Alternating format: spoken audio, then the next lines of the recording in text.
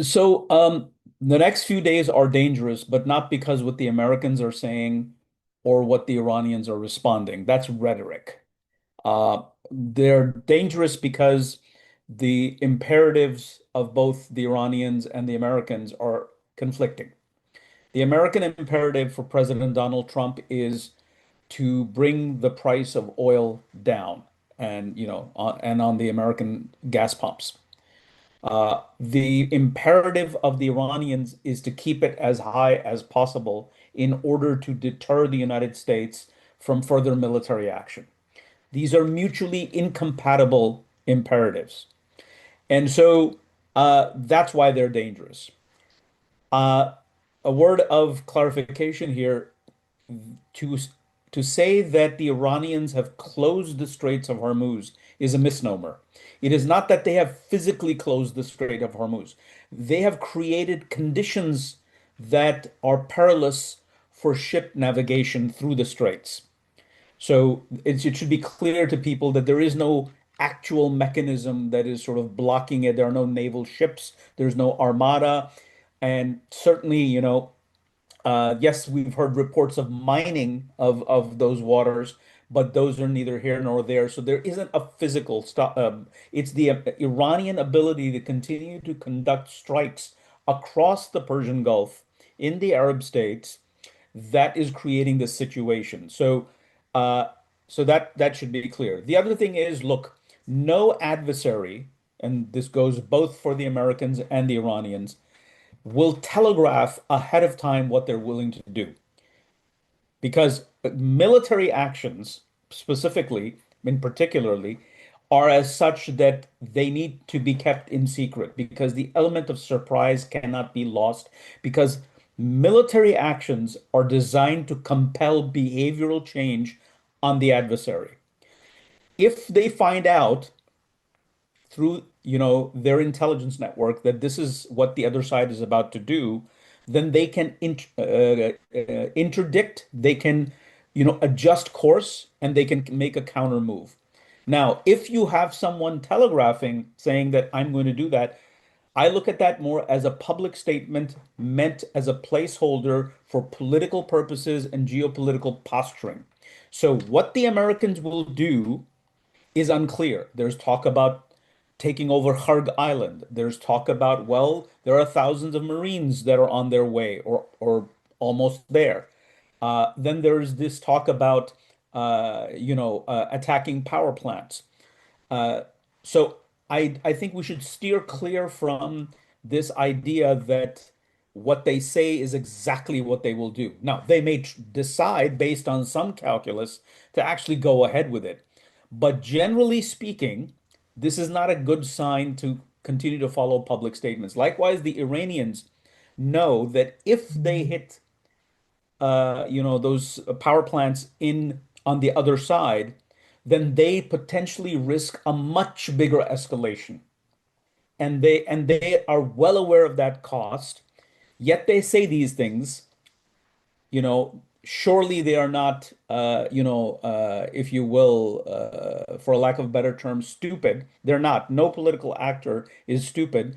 So this is why it's very important to follow the behavior and not get caught up in public relations statements. So it depends what we mean by intact. We don't have, nobody has a good understanding of what the Iranians have and what they do not have. What we can ascertain is that given the 8,000 sorties that have already taken place by both the Americans and the Israelis, that the Iranian capability has suffered tremendously. But does that mean their capability is completely gone? No. So we need to sort of keep this in context. We also need to figure out to what extent were these hits in Damona and Arad regions or areas were the result of a failure of the interceptors to bring down the missiles? Because note, mostly the ones the strikes that the Iranians conduct and that actually hit targets, they're few and far between, because the bulk of their drone and missile strikes are intercepted or have been intercepted thus far. So we can't. So to say that this is a measure of success on the part of the Iranians could also be explained that they simply got lucky. So we just need more information to be able to make a, if you will, a definitive inference, if you will. Yes and no. So yes, because the economic and energy implications of an operation against Iran that would lead to a Strait of Hormuz bottleneck or a broader conflict in the Persian Gulf has been gamed out by the Pentagon for decades. So that's the yes part. It's not like they didn't work the administration. Look, any administration, Republican or Democrat, is dependent on the Pentagon and the intelligence community for advice, assessments, and battle plans. So it's not like it's just this administration suddenly doing something on its own. So that institutional memory is always there. The Joint Chiefs present to the president, any president, these are what options that we can do. These are more risky, these are less risky, so on and so forth. The president chooses one of them. Now, where is sort of the miscalculation that has happened? The miscalculation, in my view, and this is just my view, it's an analytical view, and I could be wrong. Um, I don't think that drone technology was factored into those battle plans in the way, the Iranian capability suggests.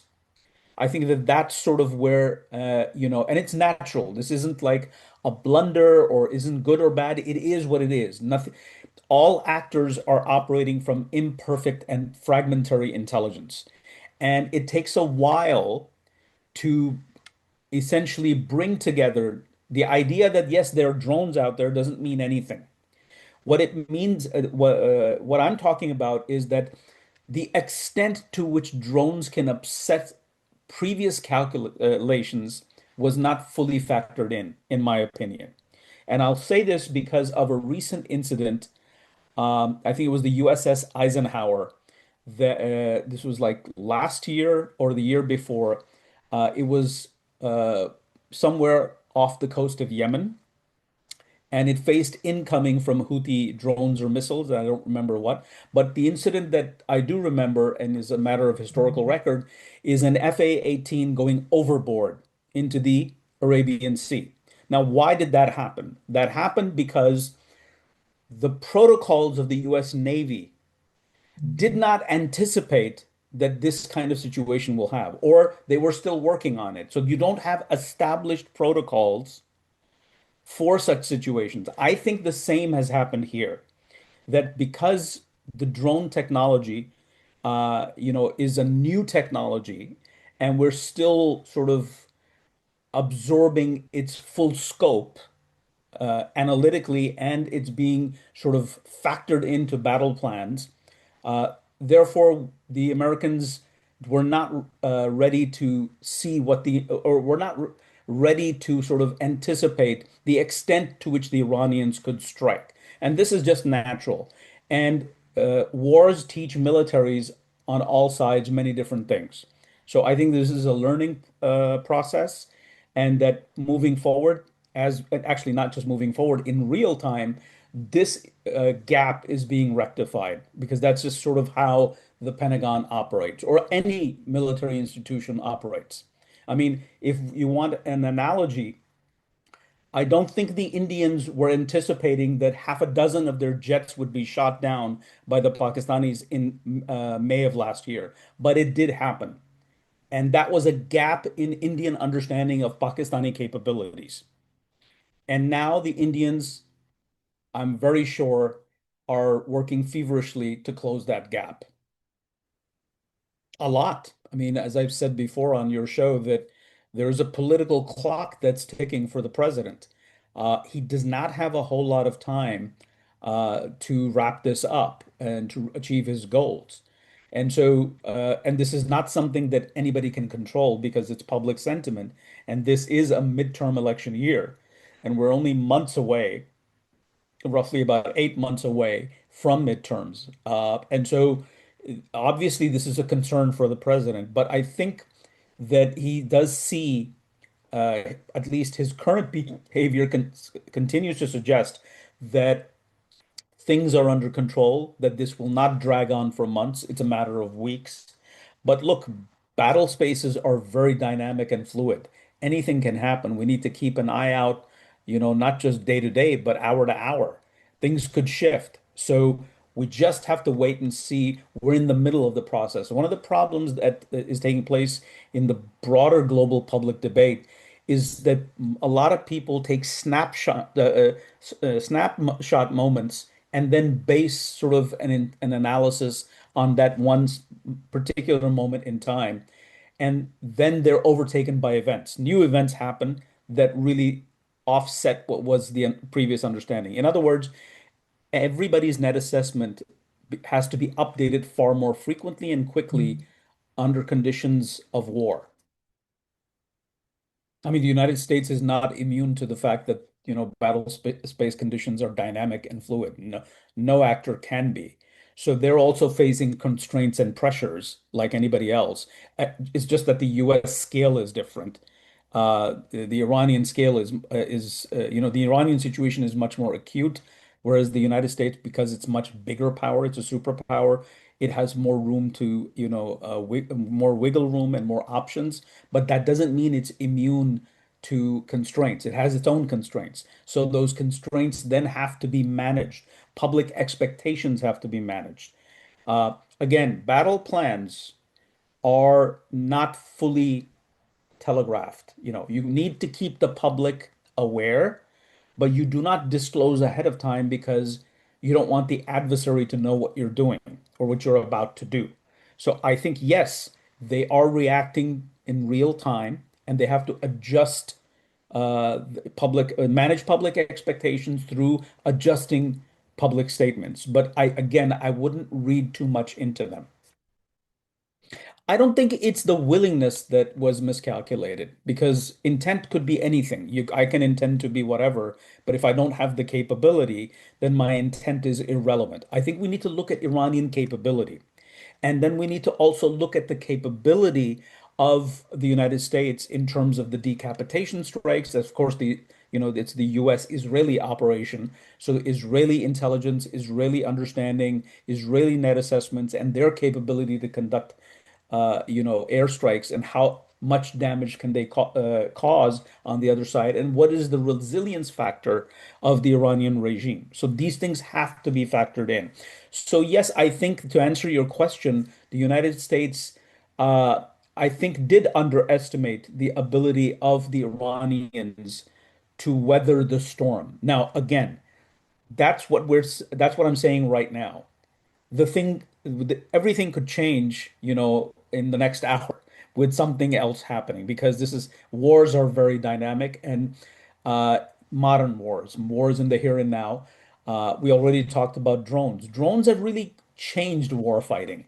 And this is why I think that we're going to see a massive shift after this particular war in the way in which nations prepare for war, in the way in which military industrial firms produce weapons and whatnot. There's going to be a lot of learning.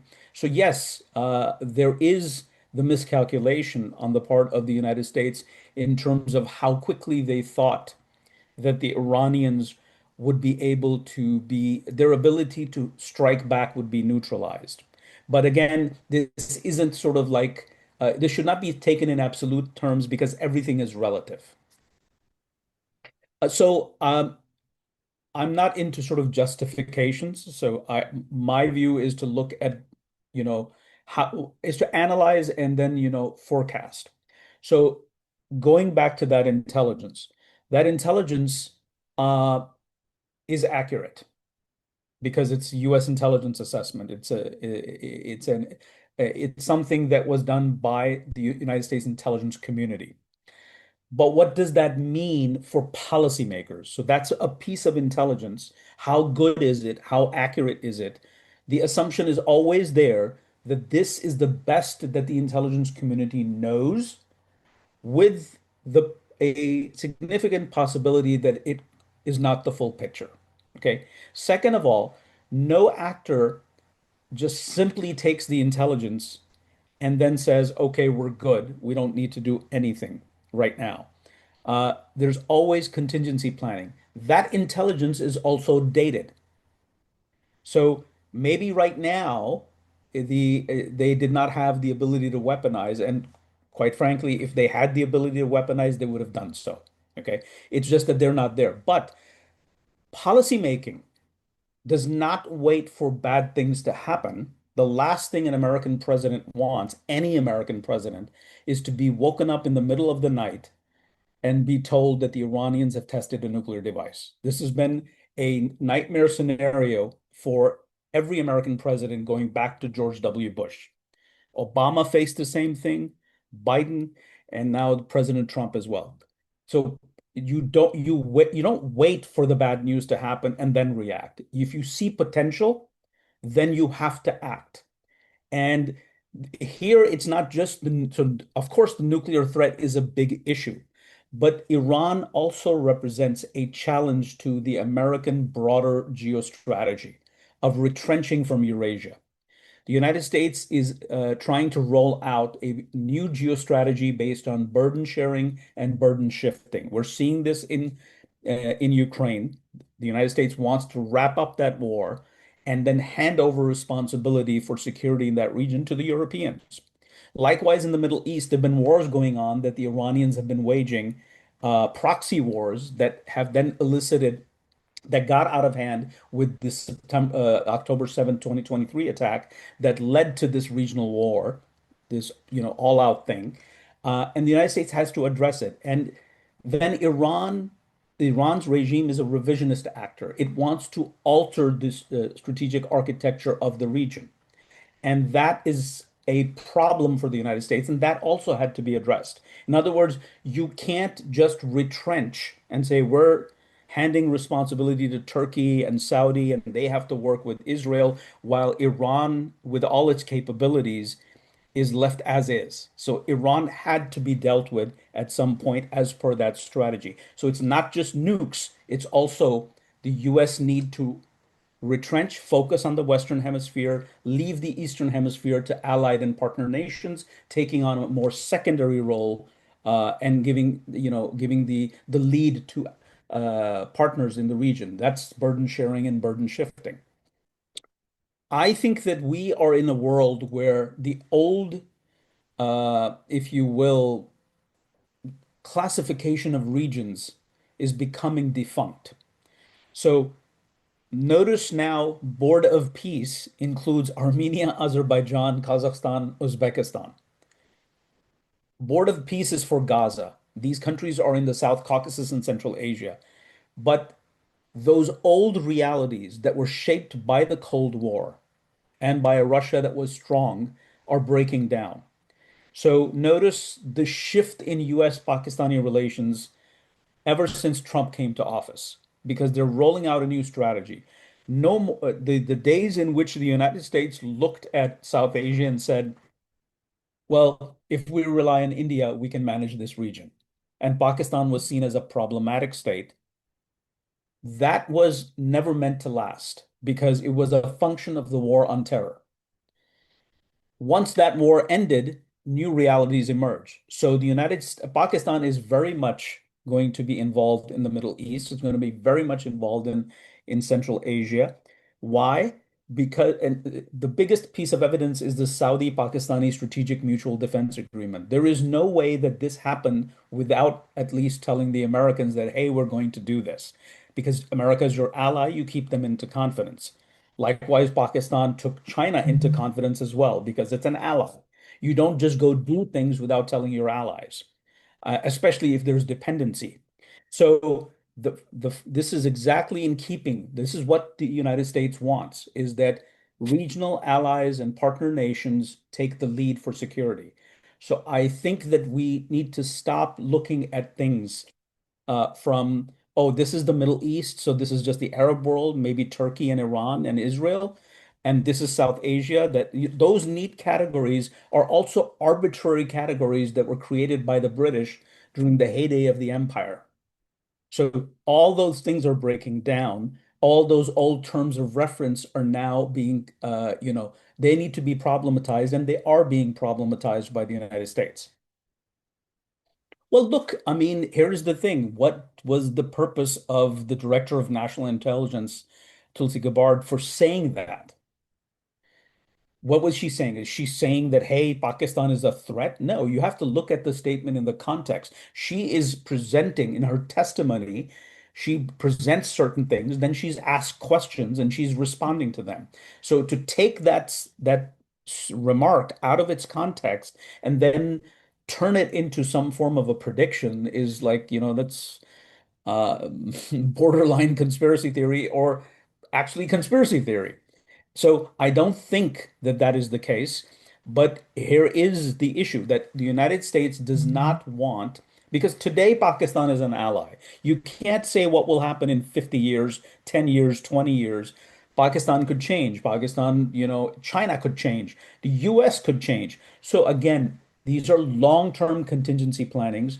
For the United States, it's important to see who has long-range ballistic missile capability and how could it potentially pose a threat. Again, it does not have to be an actual threat. If it's a potential threat, then it needs to be managed.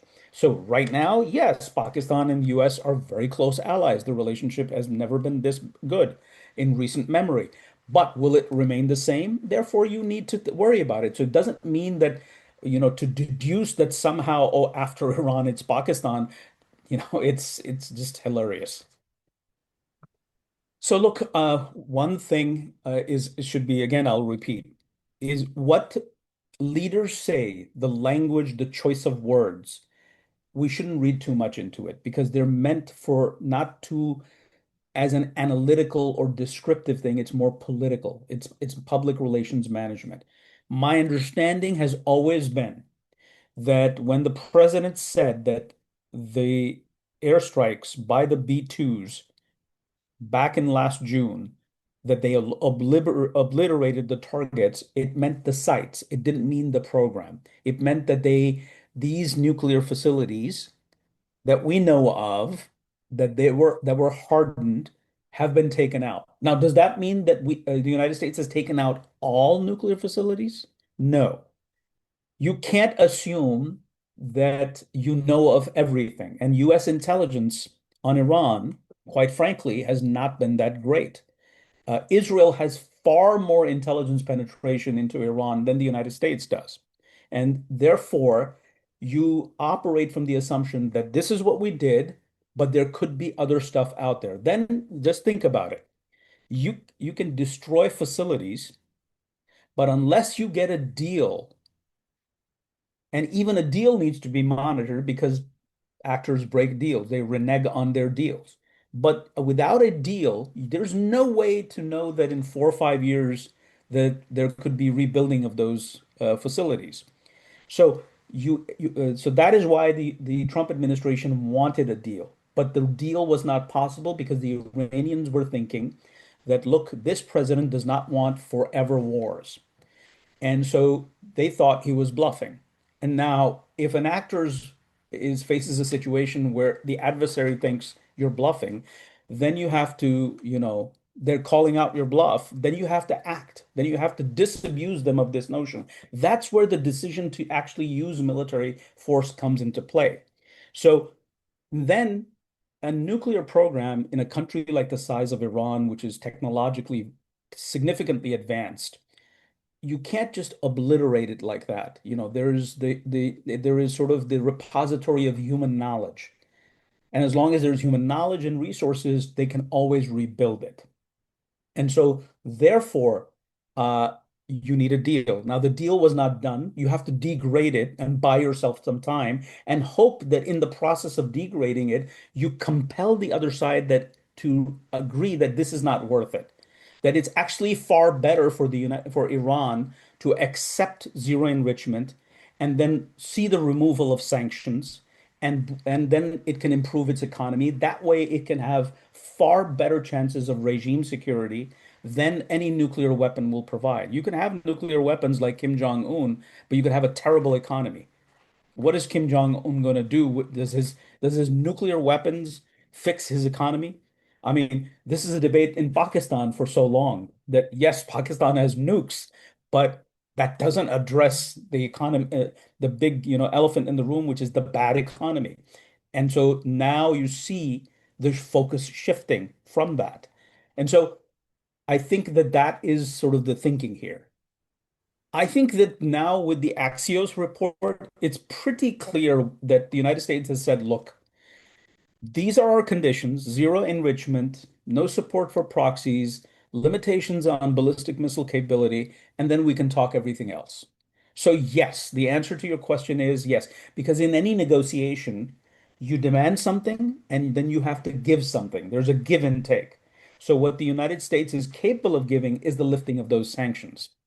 I think the move, and I'm not sure where we are in terms of the waiver of the sanctions on the oil, that the 140 million barrels that are being allowed to be exported in an effort to bring down the price of the oil and on the gasoline pump. That to me seems like it's like a gesture that, look, hey, we can do this. It's good for you, but you need to meet us. You need to accept our bottom line demands. I don't think that we should read too much into what the Iranians are saying. Look, this is what they have to say. What else are they going to say? They have to save face in on a net strategic level. They're the ones most suffering. Okay. They want, what is their goal? Their goal is regime preservation. Okay. To preserve their regime, they cannot come out look like they've capitulated. This would just be counterproductive. There needs to be an engineering of the deal.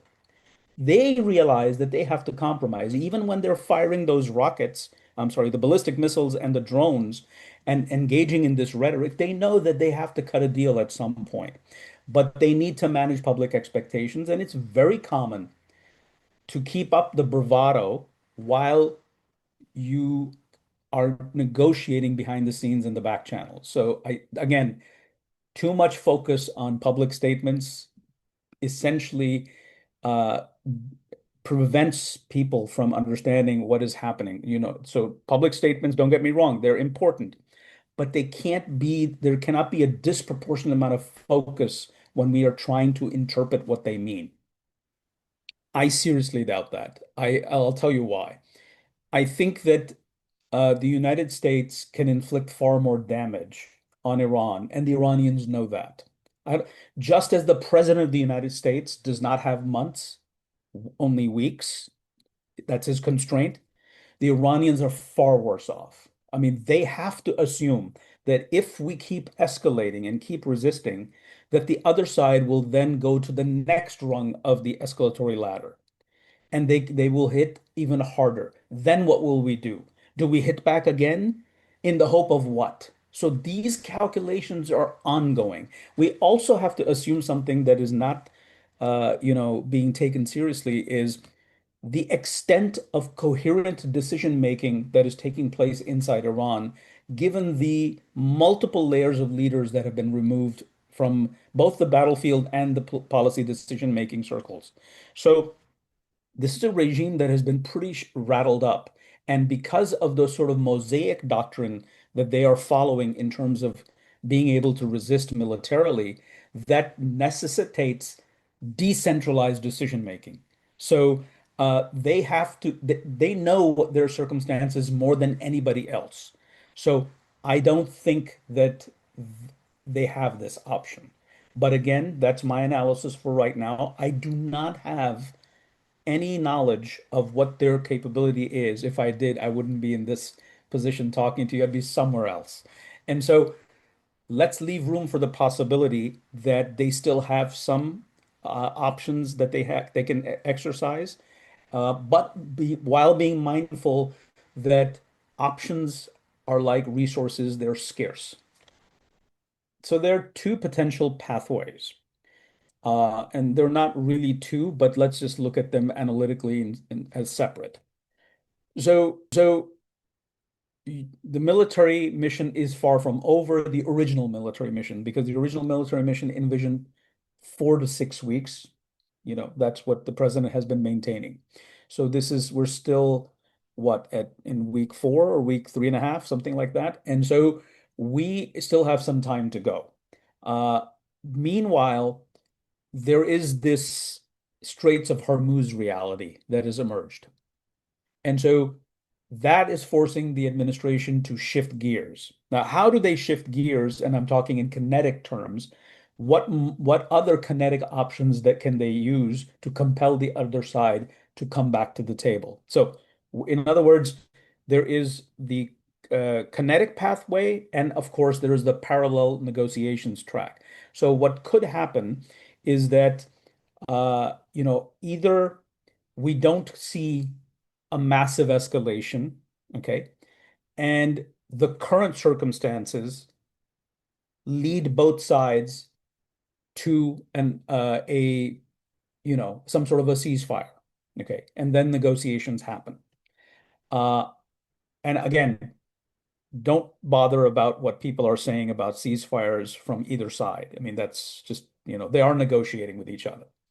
Uh, The other thing is that so that's one option. So you have like you come to the table and we can see that's sort of an exit, an off ramp. Another off ramp is it could take a little bit longer, okay? That you go through other rungs of escalation where the Iranians are sticking to their guns because they think that they have the advantage. The Americans think that, hey, we have more room to apply pressure, and they apply more pressure. Ultimately, all wars come to an end. What is the reality? The United States is a superpower. Iran is a third world country. Okay. Yes, they have certain advantages, the Iranians, and the Americans have many advantages. At some point, whenever that happens, this war has to come to an end. And the Iranians are also being forced to calculate that do we want to wait for more degradation to happen before we come to the table? Or or should we, come to the table right away without further losses? This is a calculation they have to make. Now, can they make it? It's become far more difficult for them. Why? Because as I said earlier, we can't assume centralized decision making anymore. Second of all, th even if they were still cohesive, and I have no idea to what extent they're cohesive, it is safe to assume that their pre-existing differences have become far more acute because of this war. And so internal disagreements may prevent them from coming to the table. So that could also lead to a further escalation.